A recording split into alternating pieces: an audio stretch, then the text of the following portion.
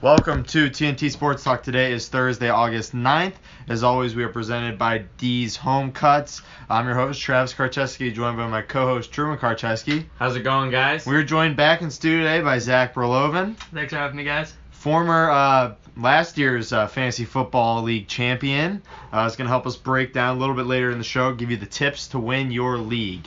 I won 2 years ago. Zach won last year, and Truman's always right there. So got some pretty good expertise in the building right now. But we're going to start with Hard Knocks. Whoa. Wait, why don't we start with the top news in sports? What's the top news in sports? Urban Meyer's still not the head coach at Ohio State. Ohio State released a statement saying it will be done before school starts on the 20th. So he'll be the head coach? The investigation will be done. I mean, nobody's talking about it anymore because it's blown over, like I said. Wait, but you said on Tuesday, he'll be the head coach by the next Never episode. said he'd be head coach by the end of the No worries. the end of well, next if it's episode. still going, everyone, it's still going. It'll be over, like I said, by the 20th, I guess. The when school investigation starts. will be over? Yeah. Okay. So he'll be back here soon. Okay, we'll see. And like I said, it's pretty much blown over. Nobody's talking about it anymore. But Tuesday, right? It was Tuesday. Episode 1 for Hard Knocks came out. Browns got an inside look into the Browns training camp. No, Zach's big Browns guy. It was pretty interesting. Hard Knocks is one of the best shows on television. It really gives you an inside look into training camp and how teams work. You've seen over the years, a couple guys on the bubble who turned out to be pretty good players. Danny Amendola, Danny Woodhead, Chris Hogan was on there. And now we're still looking for that with the Browns. And, I think we really got a good inside look, especially Jarvis Landry, I think, is now, Zach, you can talk about this. He's probably the Browns' favorite player right now, Browns fans. That speech he gave was intense. And, that hyped up, I think, any Browns fan, no matter, how much you believe in this team. Yeah, Jarvis looked just great in the entire show. It looked like he's taking on a leadership role. But the one thing that really stood out to me also was Hugh Jackson and his time he puts into football. Just being out on the practice field hours after your mom passes away. That's just got to be so hard. That was insane where he's like, oh, guys, my mom and brother, died in the span of 2 weeks. And then he's like, okay, well, now we got to watch this tape right now. Yeah. He just flipped the switch. And it's like, that's something really hard to do, to just go back to work. And he just did it like it was like no big deal. And then you saw, obviously the moment where he broke down in tears, which was pretty sad. But I think everybody kind of gained a new respect for Hugh Jackson over the course of that episode. Yeah, he's a good coach. I don't think people realize it. He took a mediocre to bad Raiders team to 8-8, 9-7, and then Al Davis made one of his bold moves and fired him, which made no sense to me. But then he took a coordinating job in Cincinnati and stuff like that, and he was a good coordinator for them. I think he made them look like a better offense than they actually were. And then he took the head coaching job in Cleveland. He hasn't had any type of talent in Cleveland, which leads to his 1-31 record. But this season, he finally got talent. He's finally got the pieces. And I think people are going to realize he's such a good coach. And I think they made the right decision by not firing him.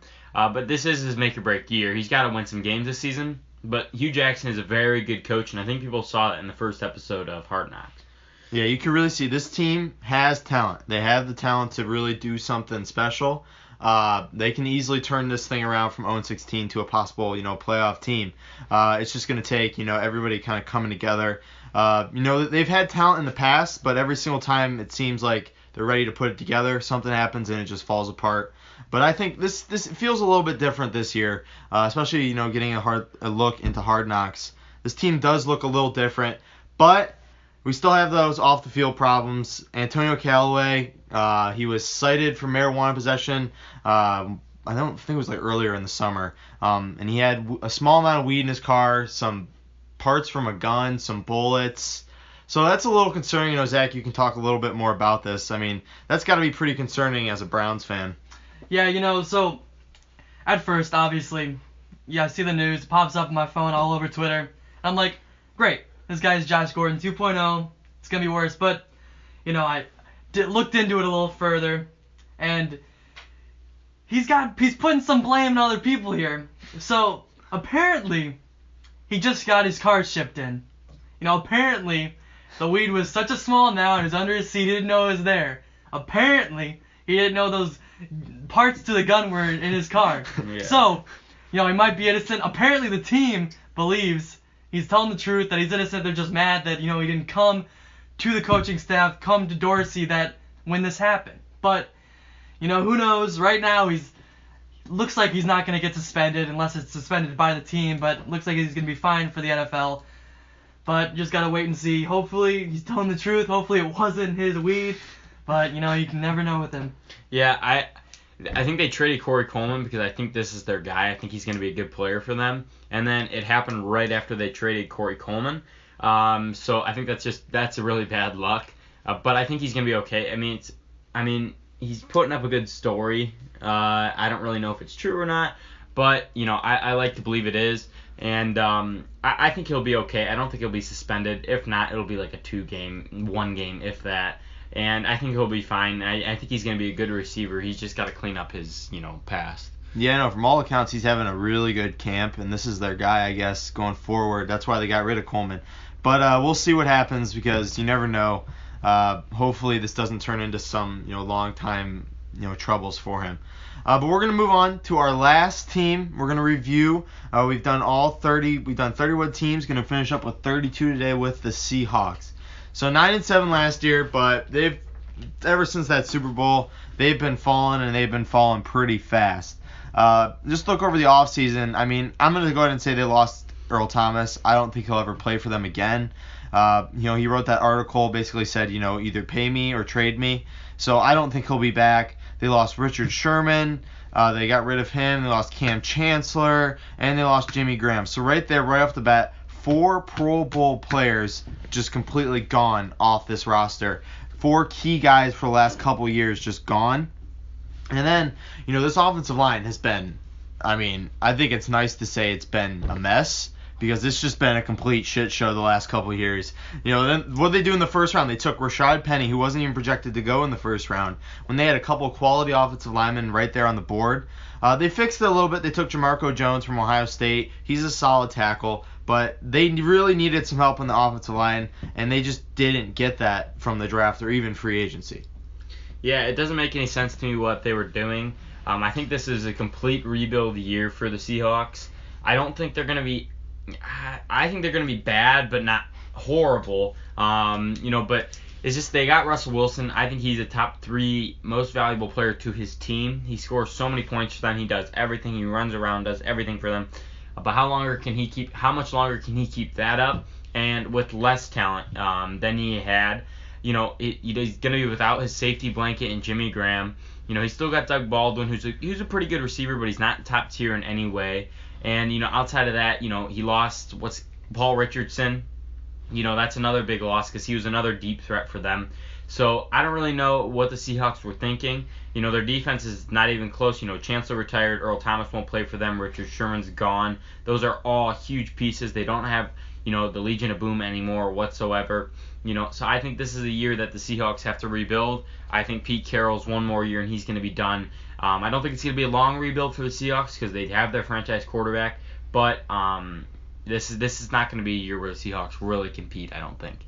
Yeah, you look, they have talent. 2 sides of the ball, they have top players. They have Russell Wilson and Bobby Wagner, who is probably one of the best linebackers in the NFL.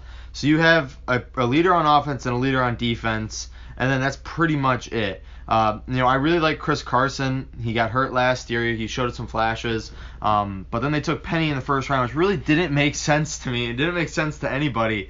And then they added Brandon Marshall, who's just a head case. I don't know if he has the talent to do anything anymore. They replaced Jimmy Graham and Luke Wilson with Ed Dixon, who was a backup tight end for the Panthers. I just don't. And they took Shaquem Griffin, which is, I guess, a cool story. But this team is just a mess, I think, inside and out. Players are fighting with other players. I just think the last couple of years, this team's been held together by wins, and now the winning's not going to be there, so it's just going to fall apart. Like I said, I think 6-10. I think they're going to fall pretty fast, and it's just going to be a mess every single game this entire year. I think it's 6-10 as well. I think the Seahawks are a team you don't want to play. You still don't want to go to Seattle. You still don't want to face that crowd. You still don't want to face Russell Wilson. But they're not going to be, a top-tier team, like they were in the past. I think 6-10. I think 7-9 could possibly be there too. But I'm going to go 6-10 right now. Speaking of Seattle, how do you guys think the Earl Thomas situation is going to work itself out? He's gone. I don't think he's going to play there anymore. The Cowboys really want him. He really wants to play for the Cowboys. I don't think they'll resolve that anytime. I don't think he'll play another game in Seattle. I think Seattle's can get capital for him, and if they're rebuilding, the capital's very valuable. So I don't think he will play for them, and I think it's good for the Seahawks in ways because if they want to rebuild, then they're going to need all the stuff they can get from Earl Thomas. Yeah. So we'll see what happens. Like I said, I think Seattle's on the downturn now the last couple of years. Pete Carroll's, I think, is gone after this year. I don't think he stays. Next story is kind of a weird story in the NFL. We like to report on these. Teams over the offseason usually have certain guys do different things to get them, in shape, gain weight, lose weight, whatever. And then you got Noah Spence, who is defensive lineman for the Buccaneers, first round pick a couple years ago. He used to play for Ohio State, left because of off the field problems. But he's been kind of a bust, I would say. He's been really light, in terms of weight. He's not been, in shape for a defensive lineman. So over the offseason, the Buccaneers told him he's got to start to gain weight, and they put him on a 9,000 calorie a day diet. Now that's a lot of calories. I was looking into it. He has to drink like 4 protein shakes a day. He's just got to keep eating and eating. He said the other day that like eating food isn't even fun anymore for him, and he's just like hates having to sit down and eat meals. He's got to eat like every hour he has to eat something. And that's insane. 9,000 calories a day when you really sit down and look at it is a lot. And hopefully this works for him because he was a good talent. But I don't know. 9,000 calories is insane. Yeah, that's nuts. I mean, I would like. I mean, I seem like I would like it. I mean, if I could just eat whatever the hell I wanted and just go all out with food, I would like. I can't obviously because I'm not an NFL player. I don't need to gain weight, but it'd be fun in ways. But I can see how it would get disgusting after a while. But for the first month or so, and he could just go all out. I think it'd be kind of cool. But I can see now how it's getting kind of gross and annoying. But, if it's what it takes to, make millions and keep playing in the NFL, I would do it. Well, I was thinking, it sounds fun, but then you think about it, it's probably not, just, fast food every night. They probably got him on, really healthy, stuff that just isn't fun to eat, and it's just kind of annoying. He just has to eat it every single second of every single day. I drink, a protein shake, maybe once a day. I don't think I could drink 4 of those a day. I think I'd get disgusted pretty quickly. Yeah, it would be pretty gross, but, if you think about it, well, I mean, we probably eat, at most, 2,000 to 3,000 calories a day. Can you imagine tripling that? More than tripling that. Well, 3,000. Yeah, I'd say we're all probably around 2,000, 3,000. I mean, that's insane. And like I said, it's probably healthy stuff. It's not, cakes and snacks and all this stuff. But we'll see what happens. Because like I said, he was a pretty good talent coming out. I forget where he played. He played a small college. But he was a first-round pick. Pretty good pass rusher. And if he can develop into something, that defensive line with Jason Pierre-Paul, Bo Allen, McCoy, this is a pretty scary defensive line, especially if Spence kind of turns it around. So today is Thursday. Preseason games are back. We broke down our must-watch games on the last show. We won't be able to talk about Friday and Saturday's shows, so we're going to talk about them now. There's 4 games, 2 on Friday, 2 on Saturday. The Friday games, you got Atlanta versus the Jets. You're going to be able to watch Sam Darnold, Calvin Ridley, 2 pretty hyped up rookies. And then you got Detroit versus Oakland. You get to see John Gruden back out there coaching. It's going to be, I think, one of the most entertaining things you'll watch all day that day. So pretty good games there on Friday. Yeah, I'm excited. I'm just excited for tonight, honestly. I don't really care after the Packers play, and I really want to see the Browns. So I'm pumped for tonight. I really just am excited for the Browns, really, I think, because this is the first game where you see Baker Mayfield. He's going to play a lot, too. I think he said 2 quarters. Yeah, 2 quarters. Yeah, so that's huge. You'll see Jarvis Landry for a little bit, I bet. You'll see Tyrod Taylor for a little bit. Just see everyone in that new uniform. It's going to be really cool. And then the Packers, obviously. I can't wait to watch them. So I'm just excited for tonight, really. Yeah, then Saturday you got Minnesota versus Denver, Kirk Cousins, Case Keenum. You get to watch that. And then the Chargers versus the Cardinals also on Saturday. Josh Rosen, who I'm really excited to watch. I think he's going to be really good. And that's going to be a really entertaining game. Yeah, I think they're going to play. I think Sam Bradford will start, but he won't play very much because they probably want to protect Sam Bradford at all costs. Yeah. So, and then Mike Glennon's on the roster, I still believe. Oh, yeah, I forgot about him. But, so it looks like Rosen will probably get a lot of time. So that'll be interesting to see. Yeah, and then, Chargers, Derwin James, that's going to be cool to see him play. He's going to get a lot of playing time. But we're going to move now to baseball. That's it for football. We're going to do our fantasy review at the end of the show. We're going to move through these baseball and basketball headlines. But before that, I wanted to remind you that our show is brought to you by Dee's Home Cuts. Dee's is the best place around Northeast Ohio for a great haircut at a low price. For only $7, Dee's will provide you with a modern haircut and styling. Truman and I and Zach have been getting haircuts there for the last couple months. We have never looked or felt better. Every time you go into the shop, you're going to get a professional cut. They get better every single time because Dee's is always upgrading his equipment so he can give you the best haircut possible. He just added refreshments to the studio. We got a little mini fridge down there. You can sip on some nice, cool refreshments while you're getting your haircut. It's a great time. You can find him on Instagram at Dom's Home Cuts. You can set up an appointment right there in his bio with the link. Trust me, you will not be disappointed. Dee's Home Cuts, professional haircuts at a low price. So baseball, there's not a ton going on right now. The season's kind of hit the dog days. But one interesting storyline is the position players pitching. So usually position players will pitch when your team is getting blown out and there's just really no need to bring in the bullpen guys or there's just no more bullpen guys left. But this year it's kind of getting out of control.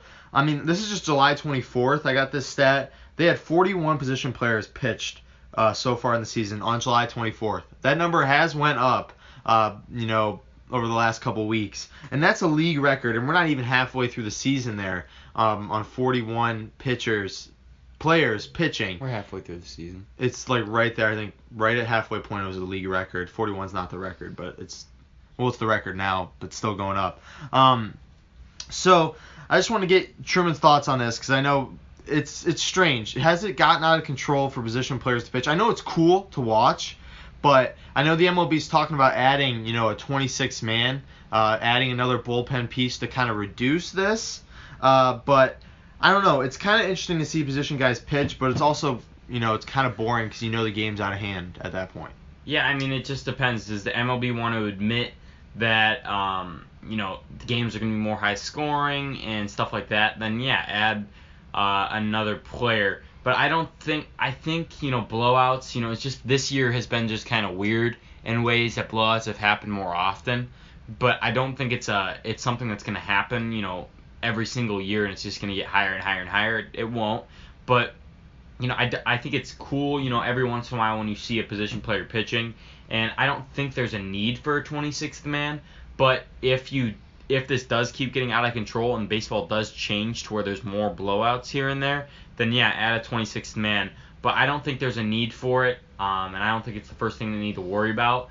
But I just think it's been kind of a weird season in ways of blowouts, and I don't think people need to freak out about it. Yeah, well, the MLB wants to increase scoring because that draws fans, obviously. But now it kind of decreases scoring then if you bring in a 26th man.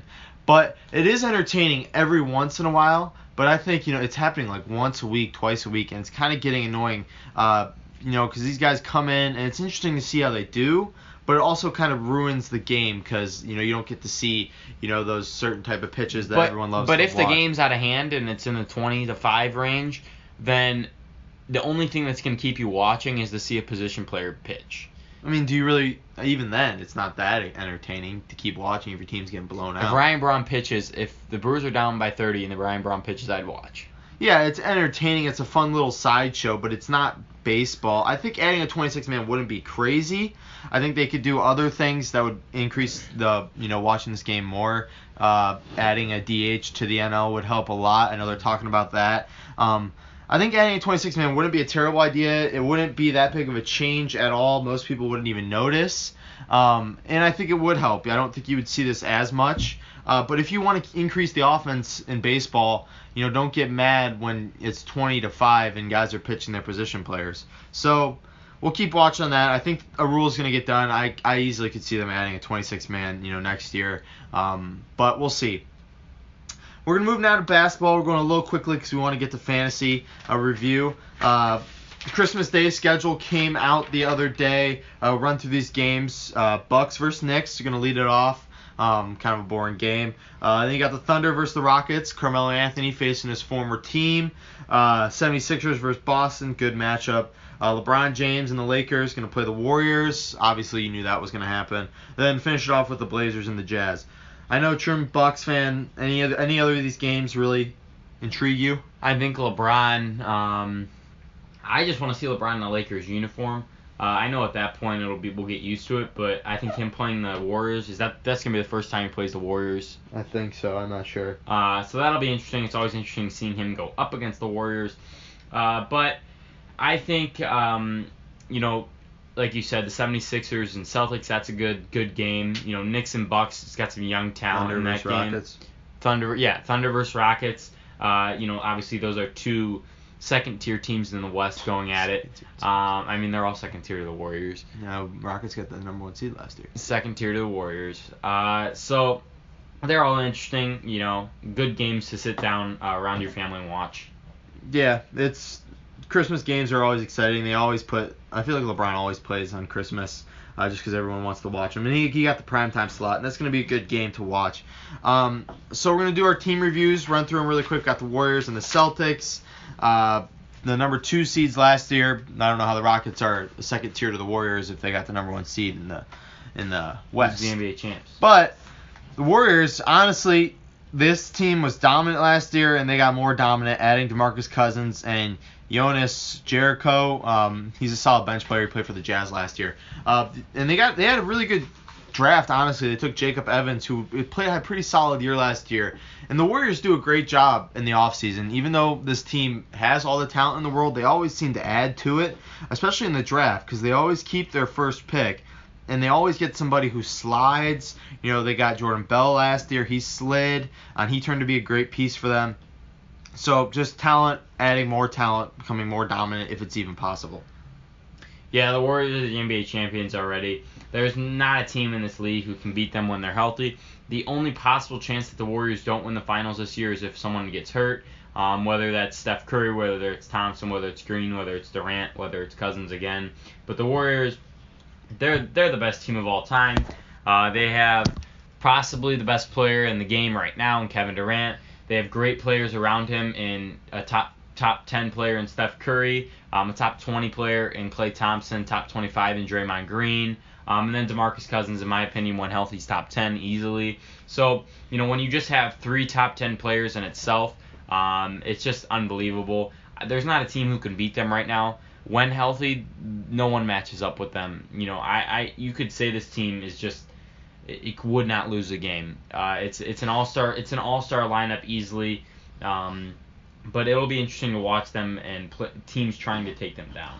So then the Celtics last year got the number 2 seed. Didn't have that exciting of an offseason, but in a kind of a way they did, because they're going to be getting 2 superstars back next year with Gordon Hayward and Kyrie Irving out with injuries. Gordon the whole year, he had that terrible injury on opening night, but he'll be back. In the draft, they got a steal, I think, in Robert Williams. I know he's had some kind of off-the-court issues, character problems and flaws, but when he is at his top, he is a really good player, a really good big, somebody who could be a solid backup behind Al Horford. This team is interesting because this lineup, I know Truman said the Warriors are an all-star lineup. Celtics have an all-star lineup. If you really go down through it, Kyrie Irving, Al Horford, Gordon Hayward, Jason Tatum, Jaylen Brown. This team compares to the Warriors, I think. They're right there. The talent is there. They're right there. So in a 7-game series, you think the Celtics are? I think they make it interesting. I don't think it's as clean cut as people think. I think with Kyrie Irving and Gordon Hayward coming back, the Celtics, it's interesting, and they got a really good bench. I think their bench is almost better than the Warriors. The starting lineup's not there yet. Compared, we can go right back to back with the Warriors, but I think Kyrie and Steph match up well. Tatum plays really well, pretty tough defense. He stepped up versus LeBron last year. Horford's a solid veteran. Hayward's a beast. And then, Jaylen Brown. Kevin Durant. Jaylen Brown shut down LeBron last year. Kevin Durant, what do you mean? Jaylen Brown can shut down up with Jaylen Brown, No one's Jason matching Tatum up with Kevin Durant. Well, I mean, you can say that, but I think these guys match up pretty well. I think this team matches up with the Rockets. I say the Rockets and the Celtics match up the best with the Warriors. I would agree. I think the Celtics match up best to the Warriors, but the one difference is Kevin Durant. You can't just keep saying that name. It doesn't make sense. Like, yeah, Jaylen Brown can guard Kevin Durant, though. He can? Yes. You really think he can? can? Yes, I think he can. No, he can't. Jaylen Brown, you can say that over and over again, but it's tough to guard Kevin Durant, and he's the biggest matchup tough to guard problem LeBron, in the league. too, and Jaylen Brown did it. Did he? Yeah. LeBron still put up 28 a game. Yeah, and Kevin Durant's still going to get his points, but I think Jaylen Brown locked him up the best that anybody could. Well, you say he shut down LeBron, and LeBron still put up near 30 a game. And I think that's the best you're going to shut down LeBron, though. That's the best you're probably going to shut down KD. He's probably 30, 28 a game. Okay, well, you're still going to have that in your lineup. Yeah, and you're still going to have Jaylen Brown in your lineup. Jaylen Brown's also not a scorer either. He can score. Can he score 28? Can he match up with He can score 20. Can he match up with Kevin Durant? He can score 20 a night. Can he match up with He Kevin can score Durant? 20 a night, but the thing is, Kyrie is one of the better scorers in the league. Steph Curry. Gordon Hayward is one of the better scorers in the league. Al Horford's a solid big. Al Horford's 56 years old. Jason Tatum no, he's not. He's still good. Yeah, he's 56 years old. He's DeMarcus still really Cousins? good. You think you guard DeMarcus Cousins? DeMarcus Cousins ain't gonna be the same with that Achilles injury. DeMarcus Cousins. You think you really be able to guard DeMarcus Cousins? Ain't gonna be the same with that Achilles injury. That slows people down. Slowed Kobe down. We're going to move now to our fantasy review. But before that, I want to remind you that our show is brought to you by A's Lawn Service. Since 2014, A's has been providing professional landscaping to many homes around Northeast Ohio. By using professional equipment, A's constantly strives to provide families with professional landscaping at a low and fair price. Zach, are you tired of being dragged around by bigger landscaping companies?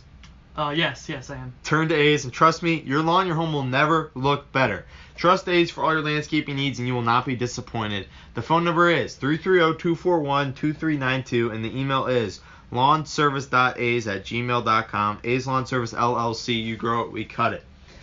So, fantasy football is coming up. We got our draft on Saturday.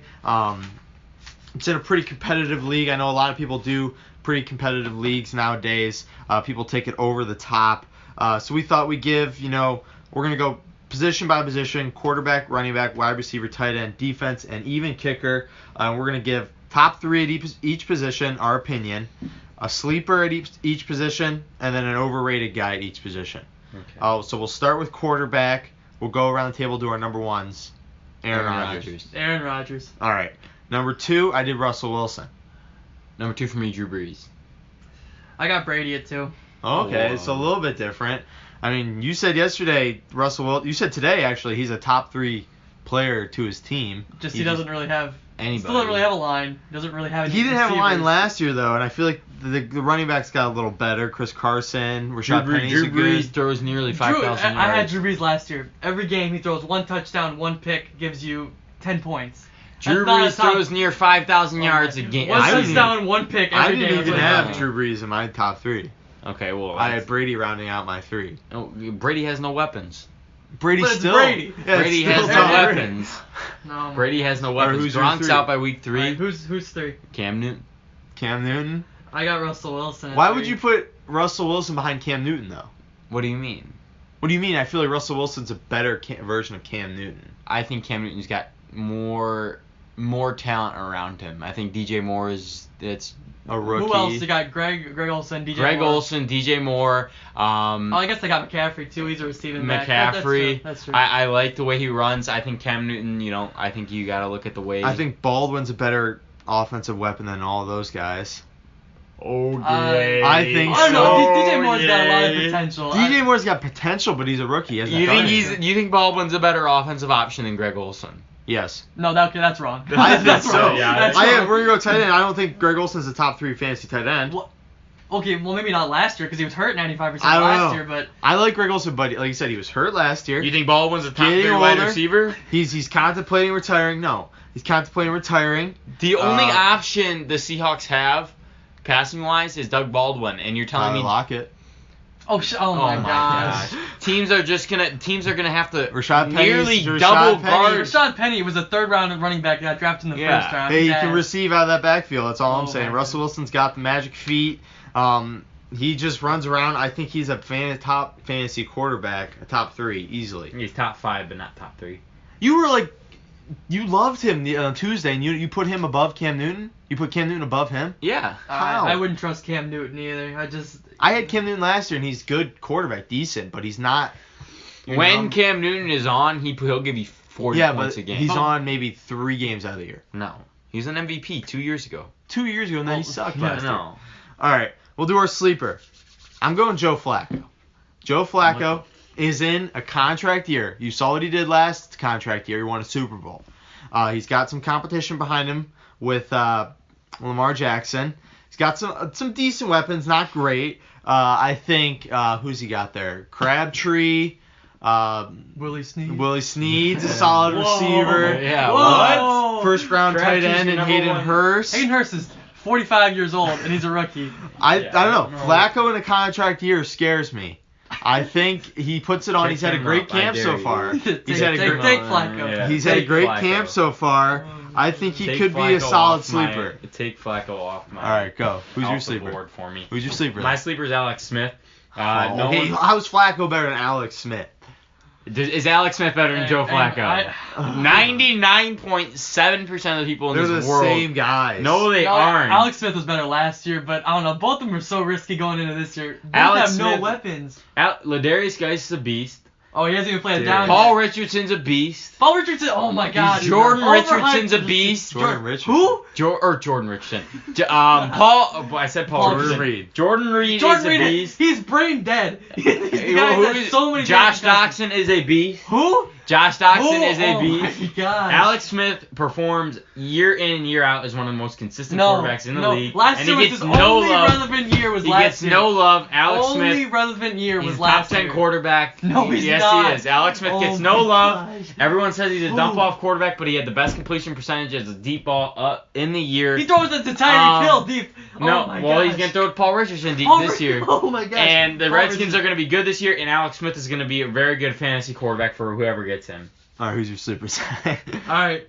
Sleeper is Tyrod Taylor. That's a good Oh, time. that's not I was bad. gonna take Tyler. Yeah, you know, he's Baker behind him. He's got a bunch of weapons. Even if Gordon comes back, you know, they're putting up at least 100 a game. Man, that's going to be exciting to watch if he can hold on to the starting position. All right, overrated. This is going to get a little contentious. I would say Jimmy Garoppolo here. I think he's got a lot of hype. He didn't really put up great fantasy numbers. He's going to be my overrated. But Deshaun Watson's there too, I think. He put up 4 really good games. ACL tear. It's going to take away that running ability a little bit, like RG3 kind of. So I think Deshaun Watson and Jimmy Garoppolo. I'll put Jimmy Garoppolo as the most overrated guy. I'm taking Kirk Cousins. Everyone wants to talk Kirk Cousins like he's top 5 quarterback and he throws for a bunch of yards and touchdowns and all that. But he's going to a new team. I'm not too high on their weapons as everyone else is. Everyone loves Stephon Diggs and Thielen. I'm not too high on them. I don't know. I just don't think Kirk Cousins is as good as people say he is. And I see a lot of people going into this fantasy year being like, oh, Kirk Cousins is a great second, guy, maybe even first guy in some leagues, but I don't think so. I'd take him, just throw him on my bench for whenever Aaron Rodgers is a freaking bye week. But I'm going to go Kirk Cousins. All right, Zach. So, I also went to Deshaun Watson just because, great talent. He can put up huge numbers, but he's not going to be able to stay healthy. He had injury problems all through his high school and college career, and it's obviously continuing into the NFL. I love the guy, I love watching the guy, but I'm scared to take him in fantasy, especially as early as some people are. He's gonna, and plus that ACL, you made the great connection with RG3. I could see that happen again. Yeah, it's kind of scary if I'm a Texans fan. All right, let's do running backs. Number 1, I left Le'Veon Bell off this list, not because I don't think he's a top 3 running back. I do, but I have no clue when he's going to come back. So that's a little dangerous right now. I'm going to go Gurley at number 1. Gurley number 1. Gurley number 1 for me, too. 2, I could put Zeke Elliott here, but I'm going to put David Johnson when healthy, and he was the number 1 running back 2 years ago. He's going to come back healthy. David Johnson, number 2. David Johnson. And I also have David Johnson, number 2. 3, I put Zeke Elliott, one of the best running backs in the league when he's on the field, and he's going to be on the field full 16 games. Not a lot of wide receivers there in Dallas. Running game's going to be their main thing. Yeah, I'm going to take Zeke here, too. I love that offensive line. But it does scare me that there's no passing game because I feel like teams are just going to stack the box. But that's also dangerous because Dak can run too. So I'm going to go Zeke at 3. Yeah, I feel like with the lack of weapons the Cowboys have at receiver, they're going to be running the ball a lot. So I just feel like Zeke is a good, solid draft pick for this year. All right, sleepers. Mentioned it earlier. I think Darius Geis is a sleeper. He's going to be that workhorse guy. I really like Chris Thompson out of that backfield. So if he's a guy you add later rounds, that would really help because he's a PPR god. He's a receiving running back. He got me like 20 points a game last year before he got hurt. But Geis, I think, is going to be that workhorse. You saw last year what an LSU running back does when he gets onto the NFL, and he is the workhorse. Alex Smith, I love him, but I think you're going to want to run the ball a little bit more than you're going to want to pass the ball here. I think Darius Geis can get his money when he's catching the ball. You think Geis is not a receiving running back, especially when you got Chris Thompson out of that backfield. I think he is. So I'm put Geis there as my sleeper. How are you gonna sleep on Joe Mixon? Joe Mixon is my sleeper from my Bengals. Your Bengals. My Bengals ain't got much. They got AJ Green, but who knows? Andy Dalton, nothing. So I think Joe Mixon's going to be, workhorse for them. Jeremy Hill's not there anymore. I think they're going to work their offense a lot around Joe Mixon this year. I think he's a perfect flex option, second running back. Watch Joe Mixon this year. Not enough people are talking about my Bengals. Your Bengals. So what about him splitting carries with Bernard? Oh, Bernard's been splitting carries his whole entire career. That's why Jeremy Hill was never a top running back. No. I think Joe Mixon. This is finally the year. He wasn't always healthy last year, so I think Joe Mixon. This is the year where he kind of takes the number one role, and Giovanni Bernard can be the third down back. All right, for my sleeping running back, I got Kerryon Johnson, the Lions running back. I feel like he's gonna start slow. He's gonna be splitting carries with. I think they have Abdullah there. I don't know any other running backs. But then I feel like as the season goes on, he's gonna increase carries. Maybe halfway through week 5, you're gonna see an explosion. He's gonna have a great game. It's gonna put him up there, and he's gonna get majority of the carries for the Lions. Mm-hmm. All right, overrated. I'm gonna do Alvin Kamara. I know he had a great year last year, but he's gonna be the first guy without Mark Ingram for those first 4 games. Does he step up? Or does he do a sophomore slump, which I could easily see now that teams are going to be keying on him? Nobody expected him to do what he did last year. Nobody even expected him to be, a Pro Bowl player.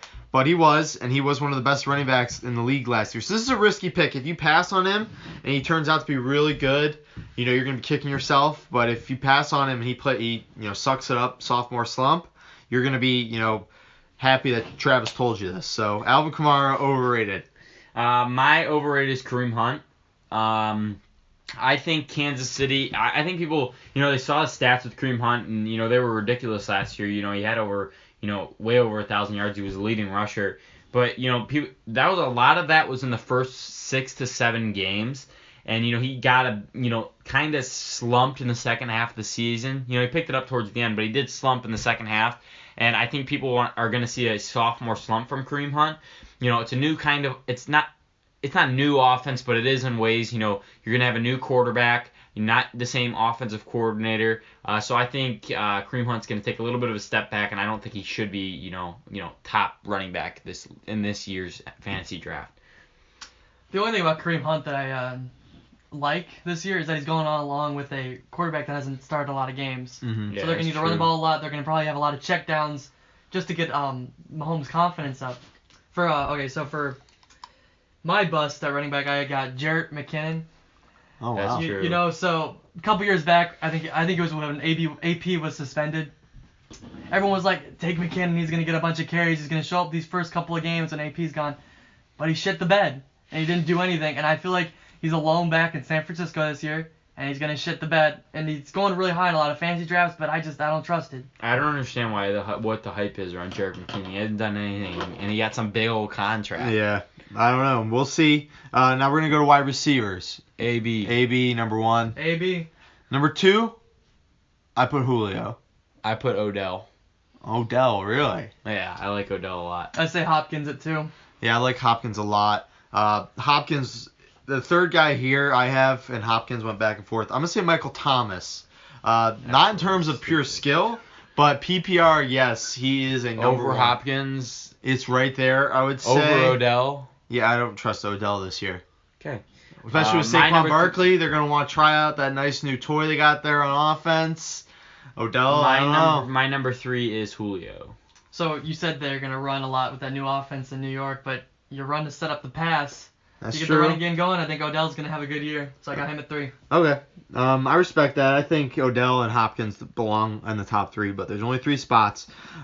Sleeper, a little bit of a different pick. I'm gonna go Sammy Watkins.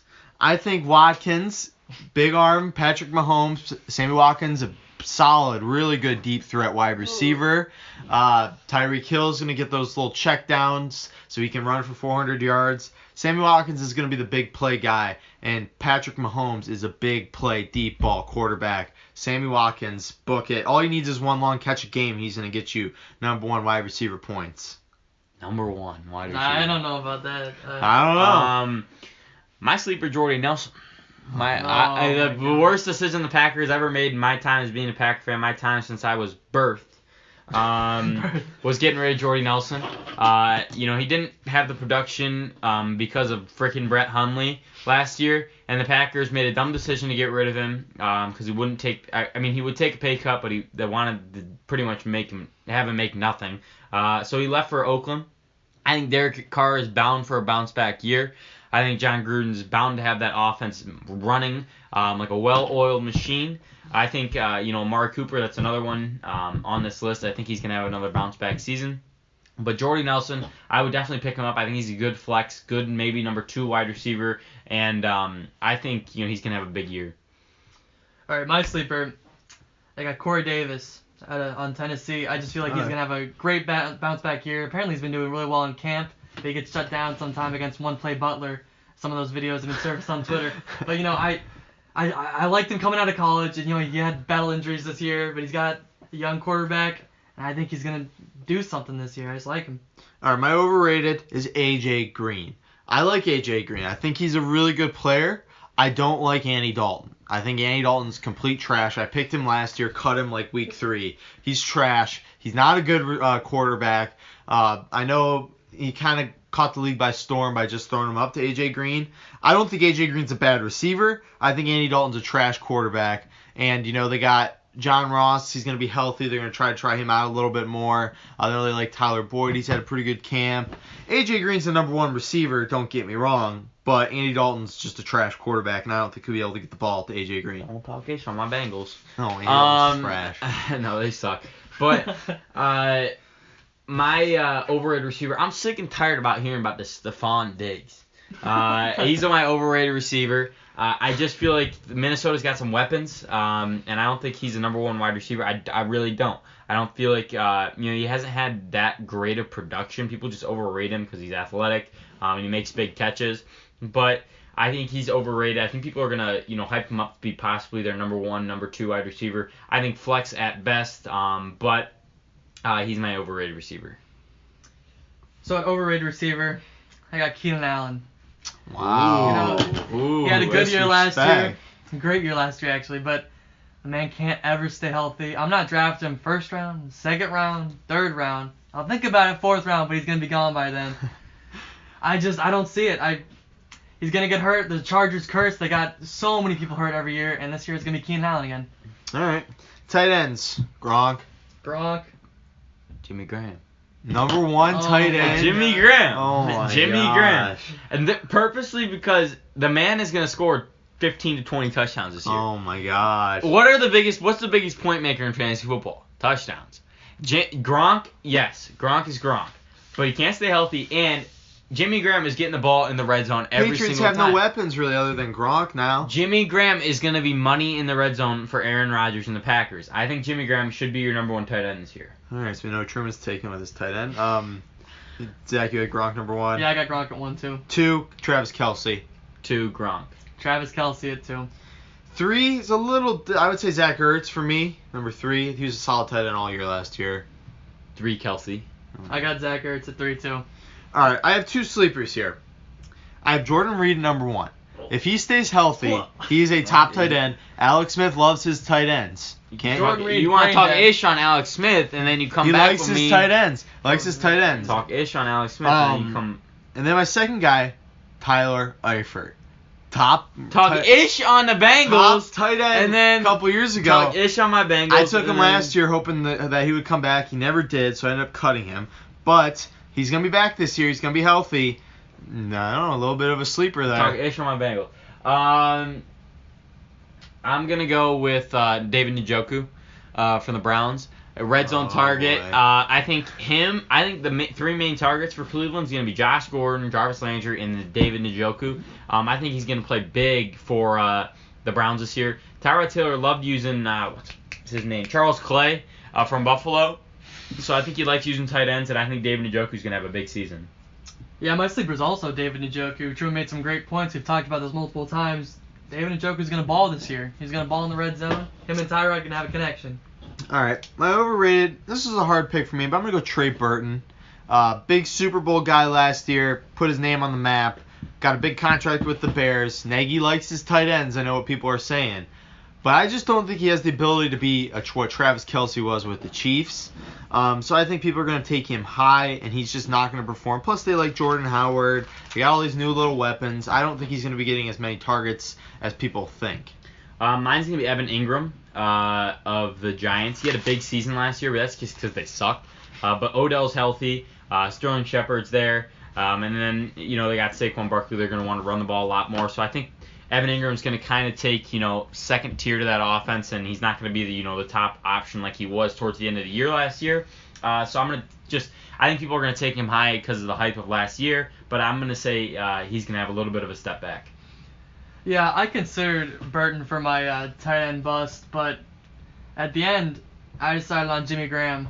Oh my good God! I know you guys love him, but he's old.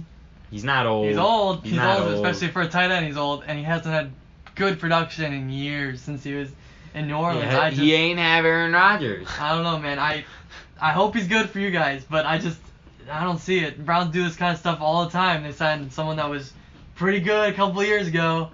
They fell off, and they continue to fall off. Jimmy Graham is going to be the top tight end this year. All right, let's go defense. Got to run a little bit quicker than we want, but, it's just defensive kickers. Number 1, Jaguars. Jaguars. Yeah, Jags. 2, I hate saying it, Vikings. Vikings. I got the Rams at 2. Okay, I have Rams at 3. Rams 3. I got Vikings. Okay, so yeah, top 3 defenses. All right, sleeper defense. Going Tennessee Titans. I like this defense. I like Adoree Jackson. They got some solid pass rushers. Jarrell Casey's really, really good. Mike Vrabel, I think, is the big key here. He's a really good defensive coordinator. Now he's the head coach. I think they're going to focus a lot on that defense to kind of help Mariota take the pressure off. Tennessee Titans with the defense. And you got to add special teams there. Adoree Jackson's a good returner. Yeah, my sleeper defense. Oh, my God. Green Bay. I think the Packers are going to force a lot of turnovers this year. And if you want to pick a defense, I think you got to look at turnovers. When Green Bay won the Super Bowl, that was, what their defense was. It was based off turnovers. I think they led the league in turnovers. I think they're going to see a lot of that this year under new defense coordinator Mike Pettin. They got young secondary, Josh Jackson, Jair Alexander, athletic. Can run around. HaHa Clinton Dix is a ball hawk back there. I think they're going to force a lot of turnovers, so I'm going to go Packers sleeper defense. Yeah, my sleeper defense is also the Titans. Travis made a bunch of good points up there. I just think they got it all figured out now, and they're going to, especially with Adoree Jackson back there returning kicks, they're going to get some points. Overrated. I'm going to go the Ravens. A lot of people, hype the Ravens up. I think that mystique of the Ravens defense that is still left there from, the Ray Lewis, Ed Reed era. They have a solid defense. They have some solid pieces, and I think they'll finish top 15 in terms of defense. But I think people are going to take them high in their draft because it's just the Ravens defense. They don't have a really good secondary. Eric Weddle's a pretty good safety, but that's pretty much it there in the secondary. They didn't do much to address that over the offseason. So Ravens. I'm going to go with the Chargers. I think they have a really, really, really good defense. I think Joey Bosa, Melvin Ingram, those are 2 top pass rushers. And then, the secondary obviously is just unbelievable with Casey Hayward and Derwin James. But I'm just going to say they take a little bit of a step back. And that's based on just because of the Chargers and their health. I think you got to watch out for that with them. So I'm just gonna say they take a little bit of a step back. I think teams and fantasy players will just take them high because based off the names that they have. But I would watch out and let them have 1 year of true production before I start considering them a top fantasy defense. Yeah, my bust for defense is the Texans. I just they got a lot of talent there, but they always have fights with injuries. I don't feel like Watt's gonna be able to stay healthy for a full 16 games anymore. He can never. He sucks. How's he suck? You want to block him? All right, we'll go kicker. A little bit different. Gonna be a little difficult, but I'm gonna go Greg Zuerlein, number one fantasy kicker last year. I don't think that changes. Rams got that offense. He's gonna be getting them kicks in. Justin Tucker. Okay, I had Tucker at 2, but I also have Tucker at 1. all right, 2. Greg Zuerlein. Greg Zuerlein. All right, 3 of Matt Bryant for the Falcons. Just been a solid kicker the last couple of years. Truman. I gotta go Mason Crosby. I just gotta go Mason Crosby. Solid, I guess. I like Will Lutz, the New Orleans kicker. I had him last year. He gave me a bunch of points, so I like him. Sleeper, I would say Adam Vinatieri. He's still automatic. Colts offense this year is going to be a little bit better with Andrew Luck if he stays healthy. Vinatieri is just automatic. I always pick him because he doesn't miss kicks. Boswell's automatic, I think now. I'm gonna go him. He is my sleeper. It just seems like he doesn't miss at all. Yeah, I have Boswell as my sleeper too. He looks really good for the Steelers every year. So. All right, my overrated, I had Jake Elliott, the kicker for the Eagles. I like Jake Elliott, but I think he's a sleeper. I think again, it's a Super Bowl type of thing where he made a couple good kicks in the Super Bowl. People hype him up, and then he just kind of falls back. He was a rookie last year, sophomore slump. I could see it. So Jake Elliott, a little overrated for me. I'm gonna go Vinatieri. His ass old as hell. He's automatic. His legs probably about ready to fall off. So I would go with one of these young guys over his old ass. Yeah, I mean, I don't know much about kickers. Honestly, when it comes down to it during the fantasy draft, I just take the best kicker available. But for bust, I guess I have Steven Gostkowski. All right, that's a solid. What don't you like about Steven Gostkowski? Bro, I don't like his name. It's too long. All right, so that's it. That's our top 3 rankings. Any last tips, anybody? Just follow me. I'll lead the way. Everyone follow Truman. I wouldn't take Saquon Barkley in the first round. I know a lot of people are doing that, and I get it, but I don't think he's such a sure thing that he should be wasted a first round pick on. I mean, it's like Ezekiel Elliott from a couple of years ago. But he wasn't automatic first rounder a couple of years ago. He's too talented to pass on. It seems like. I would consider it. I probably wouldn't do it, but he's up there. Yeah, I wouldn't take a rookie running back first round. Yeah. I mean, he might do good, but I feel like there's more sure players available. All right, well, that's it for the show. We got our fantasy draft on Saturday. We'll be here on Tuesday to help break you down what happened there. We want to thank you to our sponsors, D's Home Cuts and A's Lawn Service. Ask that you go into iTunes, give us 5 stars, rate, review, subscribe. Follow us on Twitter at TNTSportsDoc12 or Instagram. Listen to us tomorrow on 12 Ounce from 12 to 1 or YouTube. Have a great day. Thank you, Zach, for coming in today. Thanks for having me, guys. That's it. Like I said, Tuesday, tune in. Another great show. And, that's it. Have a great day. Thank you. Go Packers.